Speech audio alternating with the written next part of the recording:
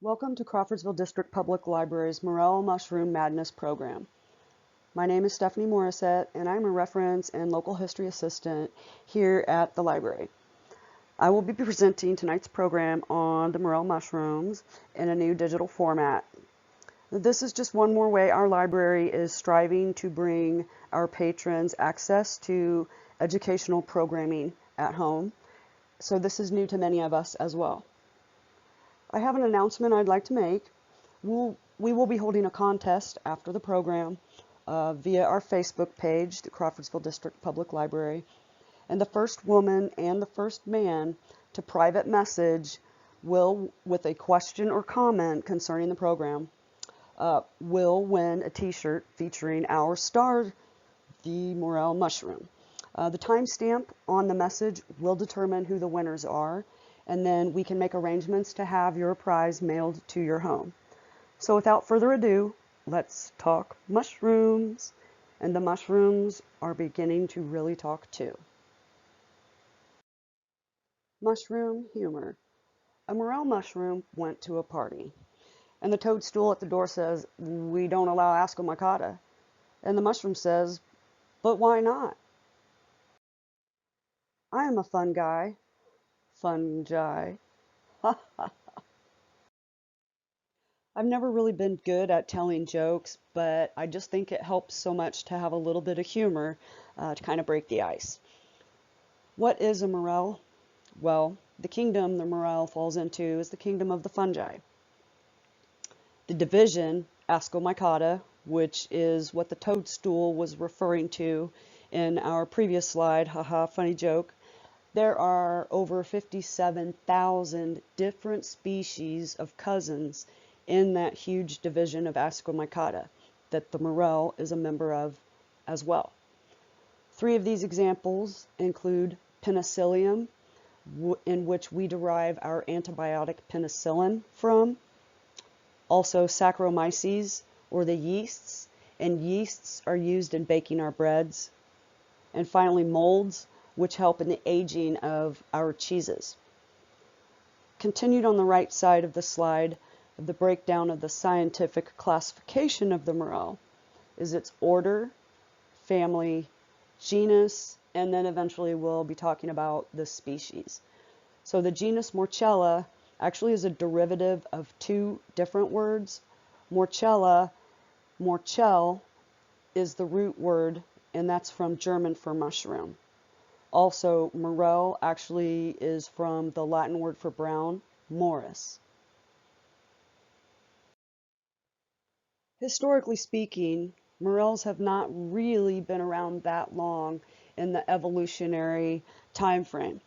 So they really weren't first classified until 1794, when the first mycologist or fungal scientist, Christian Hendrik Persoon, was able to identify them as genus and species. That was way back in 1794. So it's believed since then that the morel has evolved from a simple yeast, which is a simple fungus included in the Ascomycotes division. And it seems that that evolutionary jump for the morel from the yeast to the morel only occurred about 100,000 years ago, and on the geologic time scale, that's a very short period of time. Most morels are endemic, or they are specific to a geographical location, and usually they're specific to a habitat type as well. Chinese medicine, Chinese physicians used morel mushrooms to treat various ailments such as indigestion, excessive phlegm, and even shortness of breath. So maybe some asthma type condition there, or sinus condition. Research that's been done since 1794 shows that the morel fruiting body, which is the above ground portion of the mushroom, contains sugars, complex sugars that seem to have medicinal properties. Anti-tumor agents, immunoregulatory properties, antioxidants, And as well, they have some nutritional content with vitamins and minerals. We'll talk about that here shortly.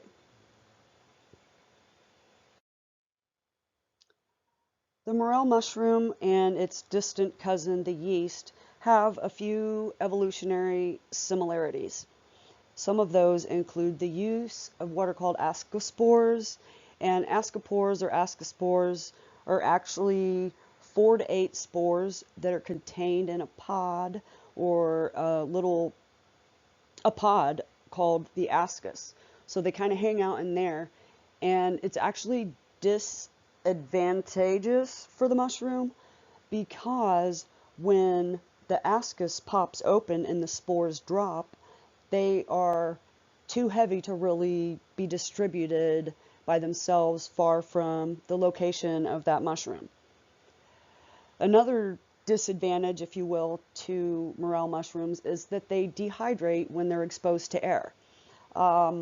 They are 90% water, so that kind of contributes to easy dehydration.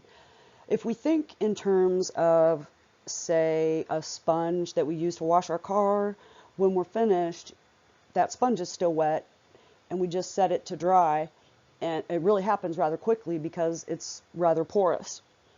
So morel mushrooms tend to have that issue, and so sometimes mushroom hunters go out every single day because they can grow rather quickly. Mushrooms don't have any surface enzymes in which to break down the solids that they need for their nutrients. So what they do is basically they piggyback on the back of bacteria. So bacteria in the soil are breaking down the decaying organic matter and digesting it.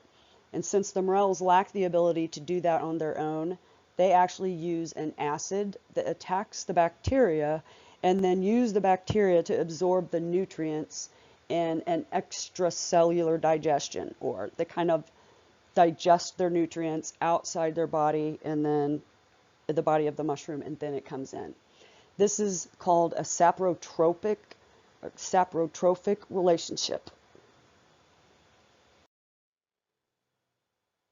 Morel mushrooms have a lot of anomalies given the rapid evolution that they've had away from their distant cousins. So being a young mushroom on the geological time scheme, morels have what's called an unstable morphology, or their appearance. And it can happen rather quickly, so they can adapt quickly to changes in nutrient levels, aeration in and around the soil, as well as water, moisture in the air, and what they have access to underground. If we look at the images on the right, there are 12 petri dishes there, and petri dishes contain a nutrient type agar or sugar, and morel spores have been placed on every single one of these petri dishes.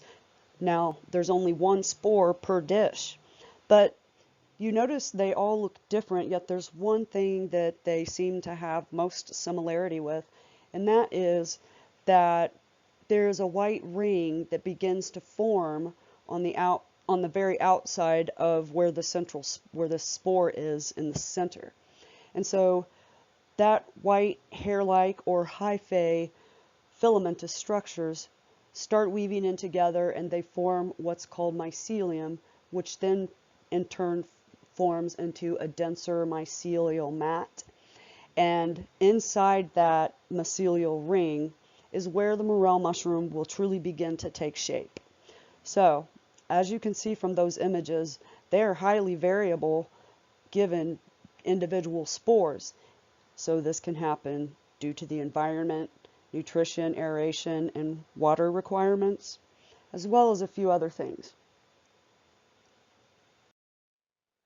Let's talk about another cousin in the morel family. We're going to build upon this cousin. So as we know, morels are an edible fungus.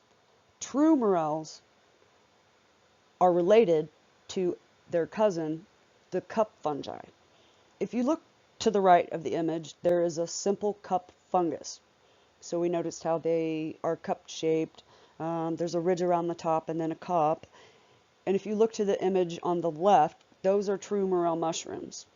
Now, if we were to take with our imagination the image of this cup fungus and overlay it on top of the morel image, you can see how there is the similarity in structure there, that the morel has a more advanced and distinct honeycomb appearance or network of ridges and pits that compose the cap. Morels, Morchella.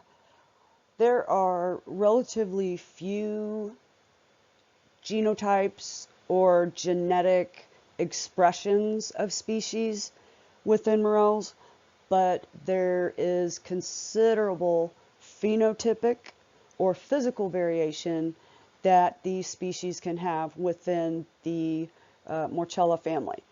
Now, there are three main species or genetic groups that we will be discussing, at least in some context. And in the scientific community, mycologists call these genetic groups clades. So the clades that we will be discussing include the black morels, the white morels, and the yellow morels.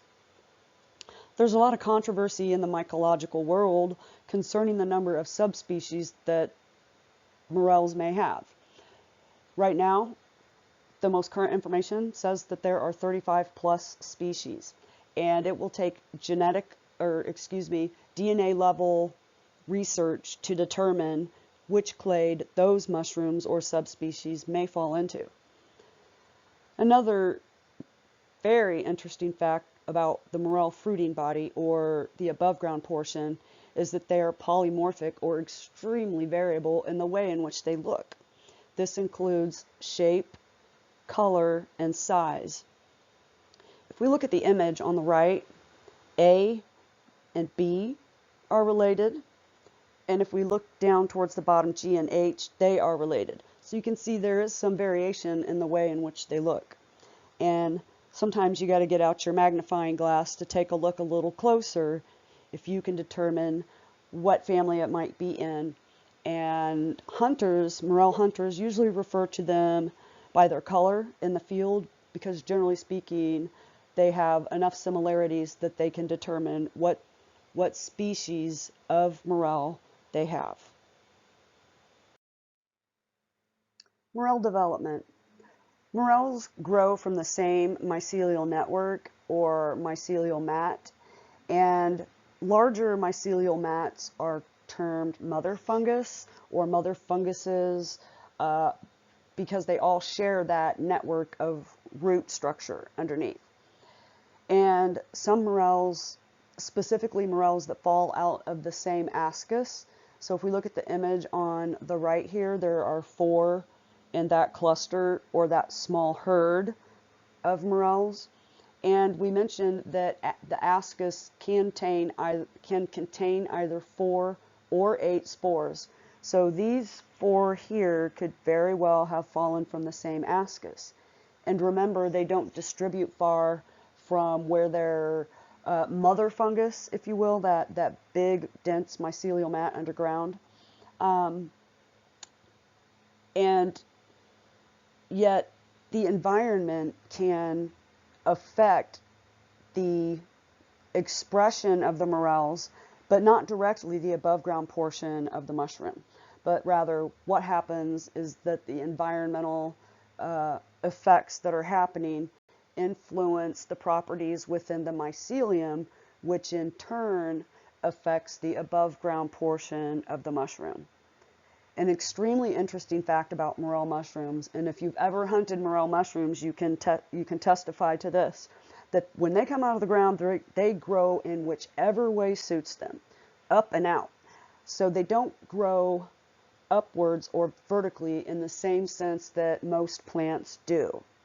It just pops right out of the ground and keeps on going. A little more in depth about the spores or the reproduction of the morel. If we look at the image on the bottom here, we see A, that is a morel mushroom. And if we look at the image B, we can see that those long sacs or the ascus contain the spores inside them. And normally it's 4 or 8 spores per sac. And these ascospores are located deep inside the pits and inside the ridges of the morel mushroom. To the image in the upper right hand corner, this is a microscopic image, not sure the magnification, but you can see the green filamentous ascus and inside the dark bean-shaped spores. In the bottom image, you can see that that is an extreme close-up of a single morel spore. I do not know the magnification on that, but it is definitely small, something that cannot be seen with the naked eye.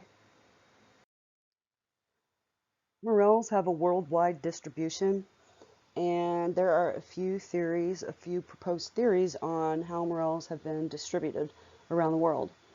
The first one is transcontinental drift, which if we think back to the days, geologically speaking, when Pangea was one giant landmass, all the continents were still together. And as the plates began to shift and the landmass broke up and divided into what we know today as our different countries, some of the mushrooms that were there in that area kind of went with the movement of the landmass, so hence they were moved from location to location.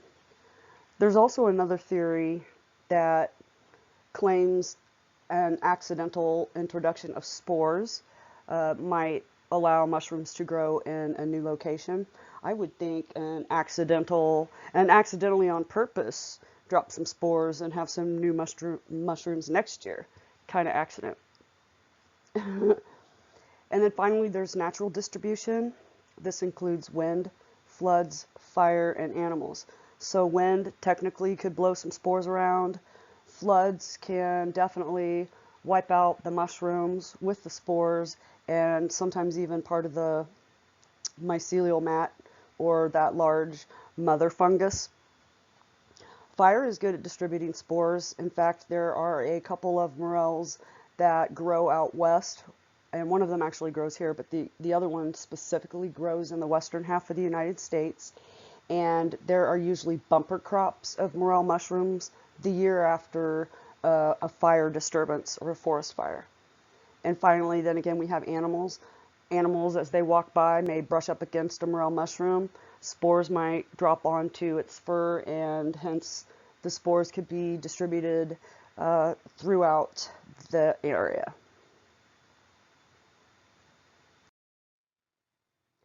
Once morels evolved and people discovered the morel, they have become prized over time. So as we see in this image, history does demonstrate. Back then, and now. I'd sure like to find one that size. That definitely would be a prize. Let's talk a little bit about some morel mythology. These are little sayings that mushroom hunters over the course of their mushroom hunting lives and seasons have come up with that I don't know if I would call them colloquialisms necessarily. However, I have found that more than one of these sayings do tend to prove to be true in my experience. So, life truly begins when the season starts, according to serious mushroom hunters. Where you find grays, yellows will follow.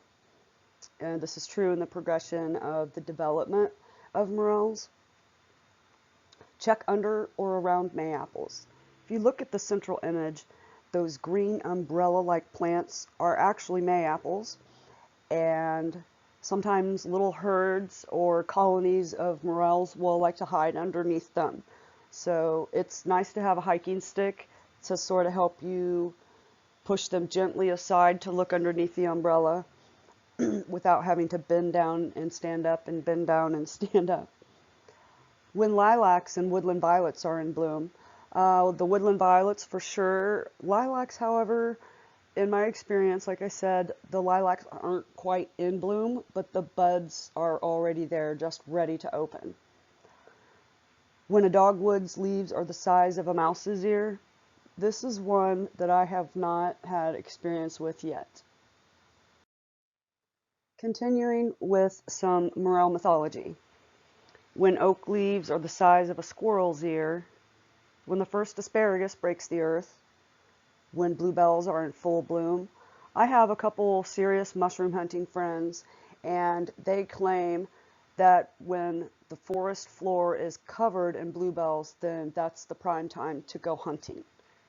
And finally, on Mother's Day. Morel mushrooms have some funny nicknames. The first one I'd like to talk about is their nickname as the dryland fish. And I know that sounds like an immediate, non-appetizing description.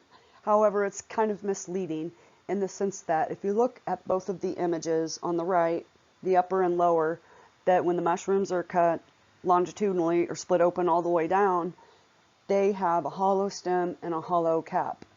And traditionally, a lot of morels are just thrown in a bowl of flour, tossed, and then thrown into the frying pan. And as they turn the crispy, golden, delicious brown as they fry, they just resemble the shape of a fish and definitely not the taste of fish. Morel mushrooms are such a delicacy. You just have to experience them. They're also known as hickory chickens, especially in the Appalachian area. They were also nicknamed miracles or merkles. Appalachian folklore said that there was a family claimed they were saved from starvation at the end of a hard winter when they came upon a colony of fresh morels, and after they fixed them, cooked them, and ate them, that they swore they were the miracles that saved their lives. And finally, my favorite, and the one everybody knows, the sponge mushroom, or the yellow morel, or the common morel. I mentioned that in the two images that the cap and the stem were both hollow. These are very important factors when identifying true morel mushrooms. I mentioned traditional battered and fried. They're so good, I would consider this a single serving for me. I couldn't do it, but I would consider it. Because morels taste so good, it's literally a madness that comes over people during the season. I looked up some pre-sale pricing for both fresh mushrooms as well as dried mushrooms, and the pre-sale price, according to morelmasters.com, is that a pound would run about $75 fresh, and pre-sale for a pound of dried morel mushrooms from earthlydelights.com is about 220 pounds, $220, as it takes 3 to 4 times more morels once dehydrated to make it up to that 1 pound. Benefits of morels. Early on, when we were just beginning to talk about morels, and we talked about when they were discovered in 1794, and that Chinese physicians have used them in the past to help with common ailments, and then some of the research that has been done on the medicinal properties of the morel. I mentioned that we would talk about the nutritional value here real quick on what else morel mushrooms provide. Well, they're the highest in vitamin D of all the mushrooms, which is kind of saying a lot. Morels are rich in iron, calcium, zinc, and some B-complex vitamins. Morels can also help detoxify our blood via the liver, and also contains copper that is helpful with blood cell production. If you look to the right side of the slide, this nutritional value is per 100 grams of raw morel mushrooms. If you look at the very first item listed at the top, water at 89.61 grams. Remember, we did mention that the fruiting club, the above ground portion of the morel, was 90% water. It's low in carbohydrates, low in fat. I actually think it has a pretty high protein content for a mushroom. And then on down we see fiber, vitamins, minerals. And at the bottom I do have two references. If you care to look further into the benefits of Morels, you can visit USDA.gov as well as nutritioninu.com. Let's talk mushrooms. Morels. There are different types of morels. We talked about Morchella being the genus, and then I mentioned that we would break that down and talk about a few species. Well, these are just the few that we're going to discuss today. The first one we're going to discuss are the black morels, and black morels are usually the first to come up in the spring. However, others can come up, perhaps not as many as the early black morels. They don't get very big. We'll go into some detail here in a moment. Now, true gray mushrooms, this is the mushroom, the morel mushroom I was referring to earlier, or hinting at, that grows out west, mostly in the coniferous forests. The true gray morel mushroom does not actually grow here in Indiana, yet many people who hunt Indiana swear up and down that grays grow here. And because a lot of people, and a lot of hunters even, associate the color of the morel to reflect the type it is, the genus it is not necessarily true, because mushrooms, morels, can be influenced by their environment rather quickly, and that can alter its physical appearance and the manner in which it grows.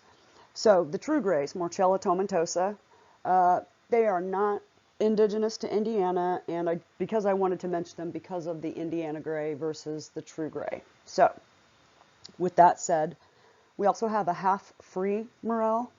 It is a morel, but it looks distinctly different from its other relatives. But with help and identification, you can tell that yes, they are a morel. And we will also be talking about Morchella esculenta, the yellow, common, or sponge morel mushroom. I did mention, and I would like to mention again, that mushroom hunters usually refer to them by color, as it is easiest to describe which genus they have found. And always remember that there is high variability or physical appearances in morels, even within their same species. Black morels, Morchella alata. Black morels in the Midwest are the first to appear in spring, anywhere between from late March to early April, depending on your environmental factors, spring rains, warm nights, and we'll talk about the perfect concoction that morels like to have before they start popping. They can range in size from about 2 inches up to 4 inches. They really don't get very large, and some of them can be quite small. And due to what their environmental conditions are at the time, they can grow rather quickly and complete their life cycle within 4 days, sometimes sooner if there's a cold spell or a freeze or a frost. Black morels really like to grow in fire-disturbed soils. This is termed pyrophilic or fire-loving, and this species also grows in the western United States with the true gray morels. And the true grays are also fire-loving species. But what happens is that ash from the forest fires and the rain combine to make a mixture that brings the soil a little more alkaline, and then that allows the morel spores to get that right balance that it needs and push that club above the ground. The black morels are also called burn morels or fire morels. And now you won't necessarily find them in Indiana in a fire-disturbed area. You very well could. And sometimes even in landscaped flower beds is not uncommon for there to be some random morel spores. But because they are so small in size and dark in color, it makes it difficult to find them. True gray morel mushrooms, Morchella tomentosa. The true gray mushrooms were finally given their own species in 2008 after much controversy, as I mentioned, in the mycological community. So true grays, we know they grow out in the western part of the United States in coniferous forests and in fire-disturbed areas. True gray morel mushrooms. Let's look at the upper image on the right. He looks a little bit fuzzy, and that's the truth because it is. If you look at the image at the bottom, there are fuzzy hairs near the base of the stem as well as up towards the cap and along the ridges. This gives it its common nickname, which is the fuzzy-foot morel. And again, it is one of those pyrophilic or fire-loving species. We now know that the true gray morel mushroom is its own distinct species. Now, I also mentioned that in the Midwest, there is much controversy among hunters that the gray or white morels that we find around here are indeed either a true gray or within the white morel family. If we look at the upper right-hand image, that's a pretty white morel. Compare that to the bottom image. Those do, to me, in my opinion, look small and gray, like they're not quite mature yet. Well, a lot of people term those the grays, but true grays don't grow in Indiana, and so when I refer to gray mushrooms, gray morels, I always put before it Indiana grays, and that's solely because I'm a scientist and I can't get away from that. So really, those grays, our Indiana grays, are yellow morels in disguise, and they did have to do the breakdown to the DNA level to determine that this is the truth of the genetic matter. Color variation happens a lot, and it can not only be representative with an immature species, or excuse me, an immature specimen, or other environmental factors like what the local climate is, the type of substrate it's growing in, and or any close tree associations.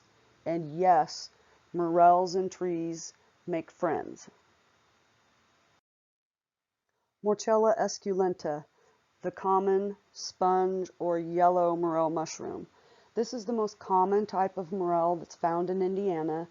It really can pop up anywhere in the mushroom season, but they really tend to fruit hard and have a lot larger herds or colonies be found in the middle portion of the hunting season.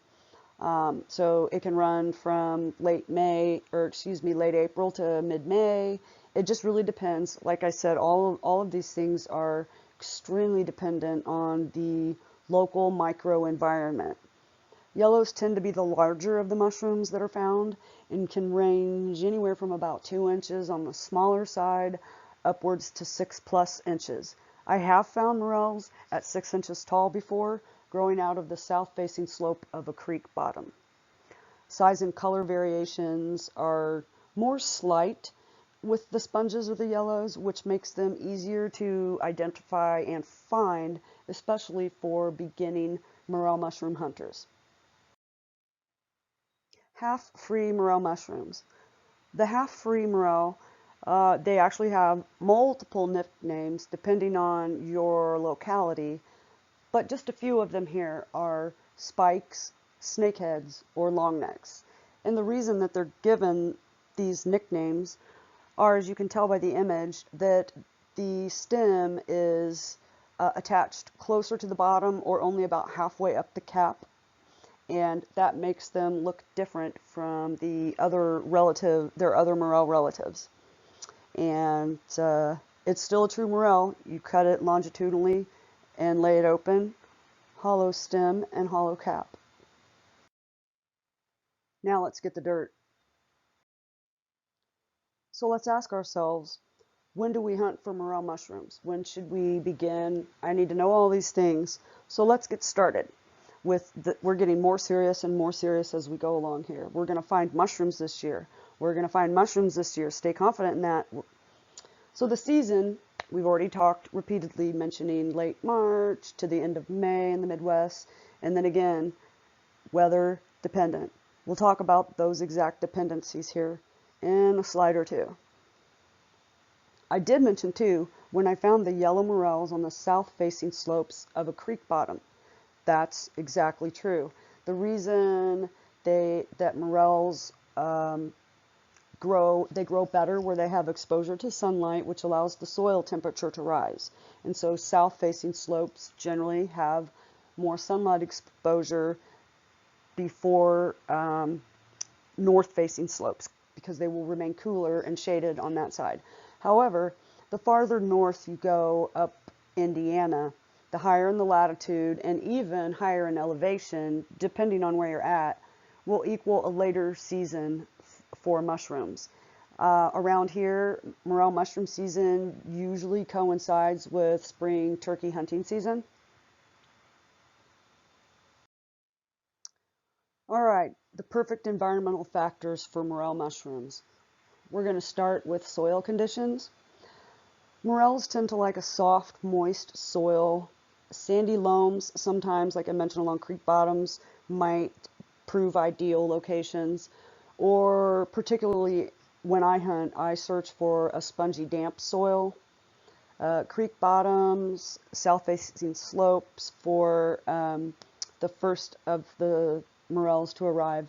But the three particular soil conditions that the morels need are the correct soil temperature, which is 55 degrees or so. We'll talk about that in a second here. To have the right balance of moisture content in the soil, as well as the amount of daylight. And that's actually, daylight actually can be interpreted into the soil temperature and making sure that it gets to the temperature it needs in order to start growing. And one of the reasons it grows so terribly fast when the conditions are correct is, as we mentioned, that above ground portion is generally about 90% water. And due to that factor of being 90% water, morels can reach maturity in 3 to 5 days, giving that perfect balance of soil temperature, moisture, and daylight. As far as weather conditions, these are a rule of thumb sort of information, and then I'll break it down easier here at the bottom. So, what morels love are to have 3 days of 60-degree temperatures during daylight hours.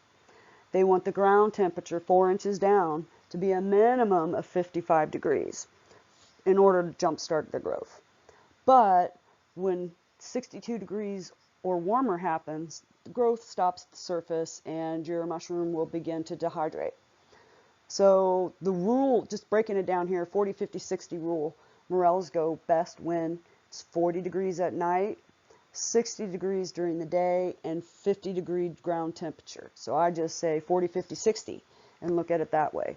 40 for night, 60 for day, and 50 in the soil. There are two types of morel mushroom hunters.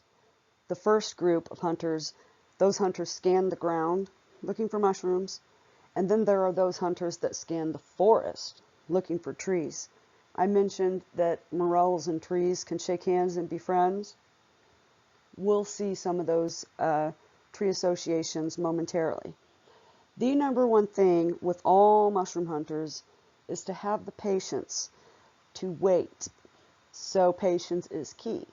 And generally, I think that it takes longer to find your first morel mushroom simply because what I call morel imprinting has to occur. That you have to find that first mushroom in order to know what it looks like in its natural environment. So, as soon as you find one, you hold still, and generally there are more there. So, the saying is, if you're hunting with someone else and you spot one, you say, "Don't move!" Morels in trees. Tree associations that happen with morel mushrooms include the deciduous trees that we have in our area. Deciduous trees are the trees that lose their leaves every year. And I'm going to talk about just a few of these trees to give you an idea of tree identification and then being able to use that knowledge to further help you learn potential locations for morel mushrooms. Okay, so ash trees. Around ash trees, morels have been found. Sycamore trees. There are a lot of sycamore trees along Sugar Creek, and sycamore trees are those trees that have the really bone white bark at the top and then sort of the speckly, dark grayish brown bark towards the bottom. They grow along waterways or near areas where the water table is closer to the ground. Also around tulip trees. Tulip trees or yellow poplars are Indiana's state tree. Dead and dying elm trees. A lot of hunters swear by elm trees. Cottonwood trees. These grow alongside sycamore trees, even along Sugar Creek. And cottonwood trees are rather large, and they have the white cottony substance that floats all over the sky when they are in bloom. Apple and cherry trees. I found mushrooms around black cherry trees too, but I've known of some hunters that will look in old apple orchards or retired apple orchards. I would just give a word of caution on that. Even if it's a retired orchard, if it had been chemically treated with herbicides or pesticides, there is the potential for residual chemicals to be in the soil, and that would just be my word of caution when hunting morels in abandoned or discontinued orchards. Where else should we hunt for morels? Well, we have mentioned a couple of times that morels will often grow in small colonies or herds in the same spot year after year. And now that is dependent upon responsible harvesting of your mushrooms. They have a preference for alkaline soils. Indiana is perfect for that, as our base rock is limestone. So we do have that alkalinity that morels tend to prefer. You can always search hilly areas that have rocky debris around mossy logs, deadfalls, undergrowth, even under sticker bushes. And trust me, I think the morels thought they would be safe under thorn bushes, even in the woods. That's not true. I've come out with battle wounds on my hands before to prove it was not true. Potentially lightning strike areas could be a spot where morels could grow, perhaps black morels. So, now that we've talked about black morels, true gray morels, half-free morels, and yellow morels, we've talked about the true morels. So, is it true or is it false that there are false morels? Yes, there are false morel mushrooms. This is extremely important. Please pay close attention. Take notes if necessary. There are two types of false morels, but we're just going to say false morels. But those two species are Gyromitra and Verpa species. We just need to say false morels. The Gyromitra in particular, if we look at the upper right hand image, you notice it has a lack of definitive ridges. It has a more brainy or wave-like appearance with lobes, and it's sometimes called the beefsteak or red mushroom. This mushroom is extremely dangerous. In the lower two images, I want to be specific. We've already talked about true morel mushrooms have a hollow cap and a hollow stem. Both these images on the bottom, left and right, they have solid stems. And indeed, the one species of false morel includes a solid cap. The other has a cottony white substance in it. Both of these species of false morels contain a poison, Gyromitra, that can cause severe gastrointestinal upset, even a loss of muscular coordination, can lead to cardiac arrest, and if eaten in large quantities, can even result in death.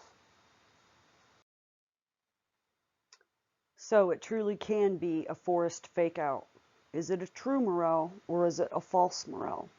This is why I highly recommend that if you're a first-time morel mushroom hunter, that you go with someone who has hunted before, that if you have any questions on the kind of mushroom that you are trying to identify as a morel or a false morel, that they would be able to guide you in assessing that situation. So, the image on the left is a true morel mushroom, and the image just to the right of it is a false morel mushroom. Again, the upper image on the right, the stem is solid. It has a cottony substance throughout it. False morel. The lower image on the right, a true morel once cut longitudinally, feature the hollow stem and the hollow cap. What's the morel of the story? There are rules of survival to remember. Rule number 1, when in doubt, throw it out. Rule number 2, if it ain't hollow, don't swallow. Rule number 3, if it's wavy, don't make the gravy. Rule number 4, if it's reddish, you might be deadish. Now we're going to play Name That Morel game. Let's test your knowledge and see what you've learned. Name that morel. 2 to 4 inches tall, early spring morels, rather dark, Morchella alata. Oh, if you said black morel mushroom, you are right. Good job. Name that morel. AKA the fuzzy foot morel, Morchella tomentosa, western United States, fire disturbed soils. If you said a true gray morel, you are right. Congratulations. Name that morel. This morel's the awkward relative. He features a stem that comes halfway up the cap, and therefore his cap appears smaller than his other relatives. He has several nicknames: the long neck, the half free, and the spike. Oh, did I say half free morel? That's right. Name that morel.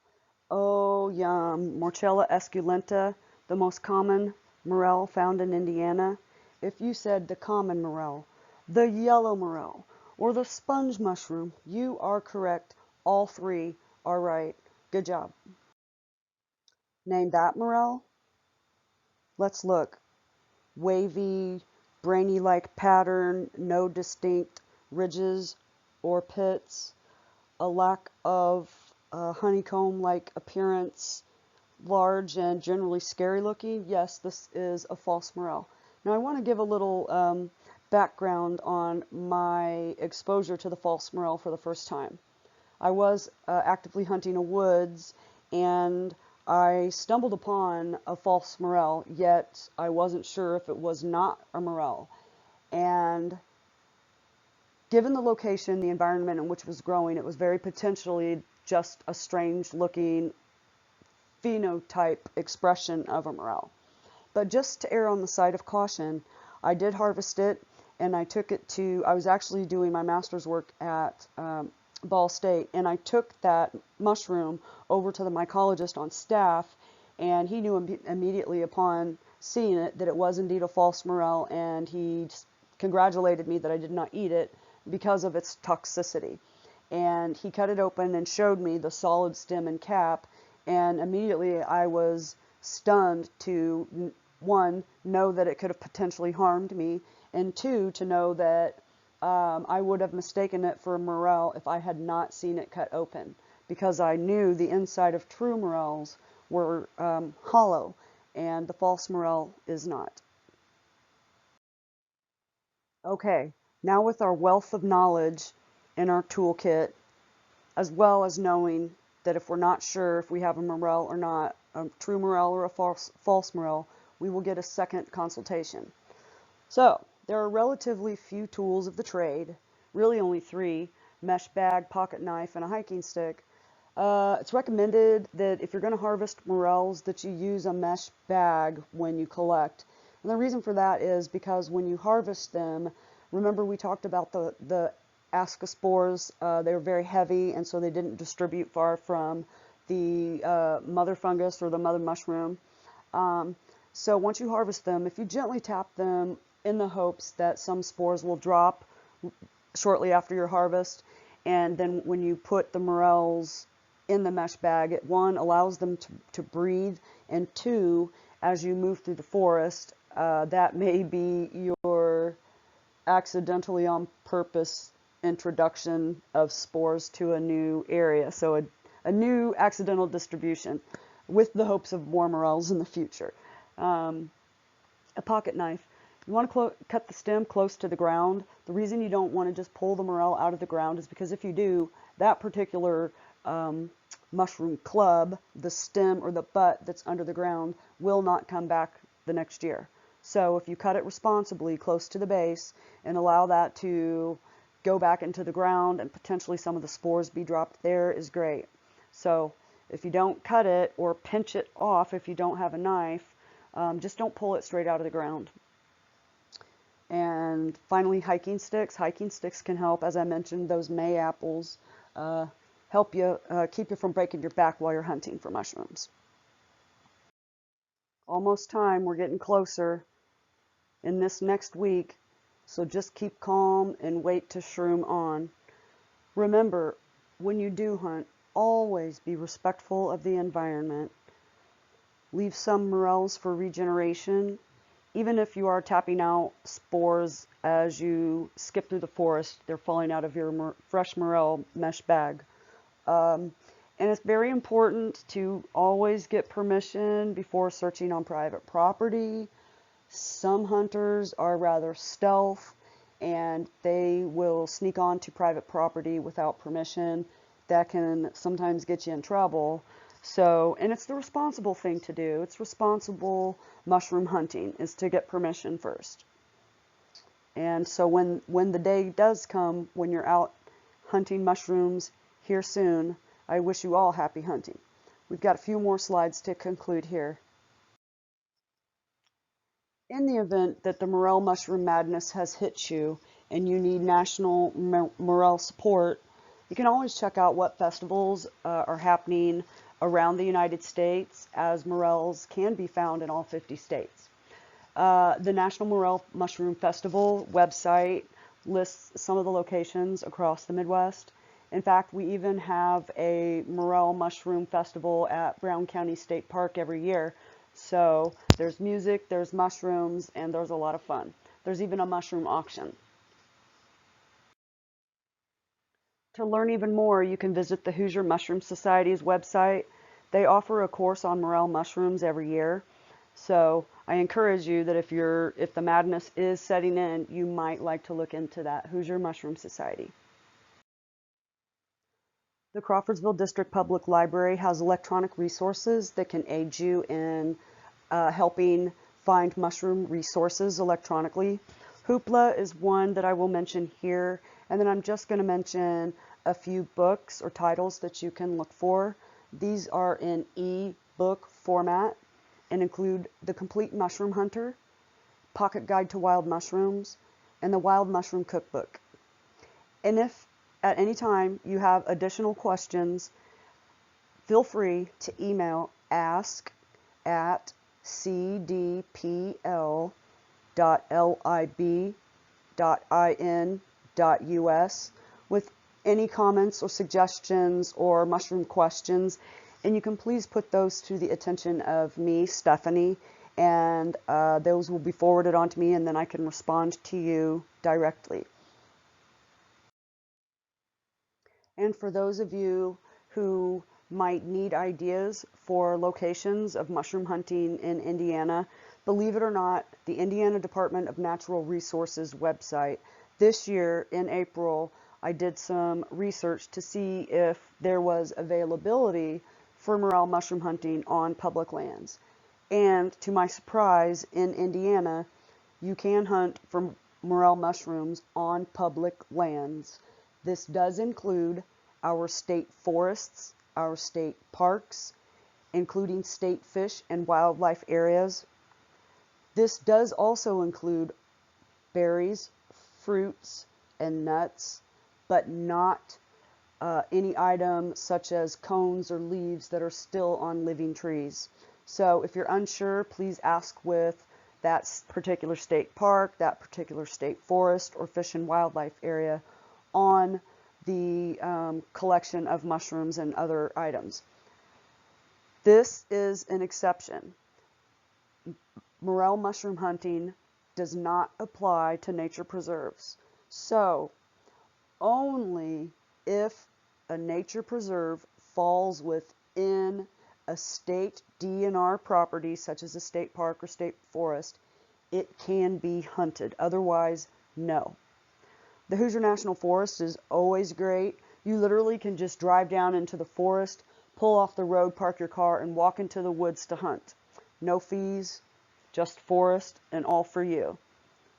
Some local parks will allow you to hunt, but I think that would be specific to a metropolitan area. Still a possibility. You can always call for details. I just want to encourage you with some Morel support. You got this. I know you do. I know you can go out, and I know you can hunt, and I know you have the passion to find Morel mushrooms. And I just want to remind you too that at the conclusion of this program, the first woman and the first man to go on to the Crawfordsville District Public Library's Facebook page and private message with a question or a comment about this program will receive a t-shirt featuring our star, the Morel mushroom. This was April 14th, about 20 feet off the back of my dad's back porch. Do you see them? The left image, look straight down. Do you see them yet? Right image, closer yet, 2-inch for scale. Left image, finger for scale. Right image, finger for scale. I told you those little guys can be small. Those are black morels. They had started to dehydrate. We'd gotten a clip of frost the night before, so they were already dehydrating. And I just wanted to give you an idea of this is the adult camouflage Easter egg hunt that Morel mushroom hunters experience every year. It's a fever, it's contagious, and that's why it's Morel madness. I want to thank you for attending the Crawfordsville District Public Library's presentation on Morel mushroom madness.